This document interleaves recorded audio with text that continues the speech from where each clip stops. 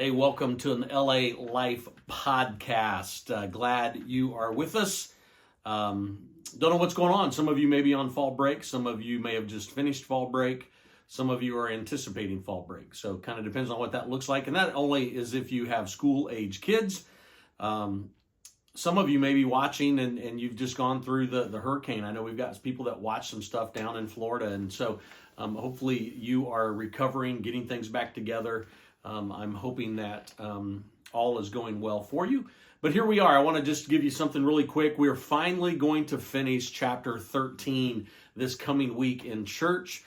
We've spent several weeks on this, talking about love, what love is not and what love is. And the Apostle Paul finishes very simply today in verse 8. He says, love never ends, which basically he says love never fails. And if you were going to translate that word out, it means love never fails. It doesn't stop. It never gives up. It's never over. It's always going to continue. And so I want to share a story about a preacher by the name of E.V. Hill.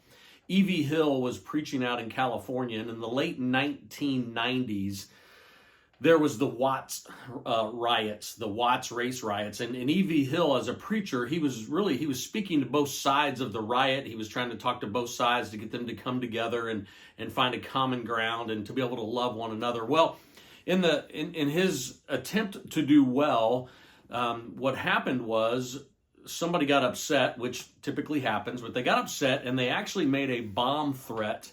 And it was a very credible bomb threat and said, we're going to put a bomb in your car. And so E.V. Hill never knew that one morning if he'd get up and get in his car and start it, was a bomb going to explode.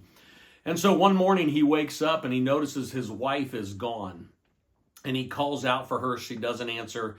He goes out and he looks and sees that the car is out of the driveway. And as he's looking out, he then sees his car approaching. His wife was driving. She parks. E.V. goes outside and he asks her, what are you doing? And she said, they said there may be a bomb. And I thought, well, if a bomb's going to go off, I would rather it go off while I was driving than you, because our community needs you more than it needs me. E.V. Hill goes on to say, I thought I knew what love was. But he said that day I really understood what love looked like. His wife was saying, I got you. Love never fails. I've got you. You're covered. You're mine. And so a very simple teaching today as we kind of wrap up this idea of love is, who in your life do you say, I got you? Who is it in your life that you would say, you know what, if something was going to happen to them, I would rather it be me, so I'm going to make sure that they're safe.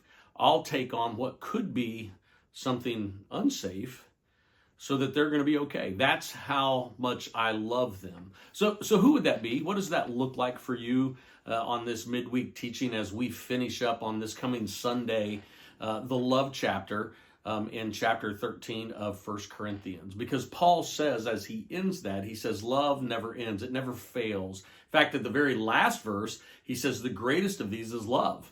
He's talking about faith and hope, but he says the greatest is love. And so what does that look like for you this week? Who do you have? Who would you say, I got you? And if you knew that something was going to happen, you would say, I would take that for them. That's how much I love them. The very simple connection to that is Jesus.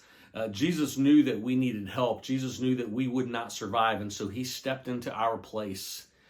He stepped in and he got onto the cross and he took all of our sins because he knew that we couldn't do it and that we were going to be in trouble.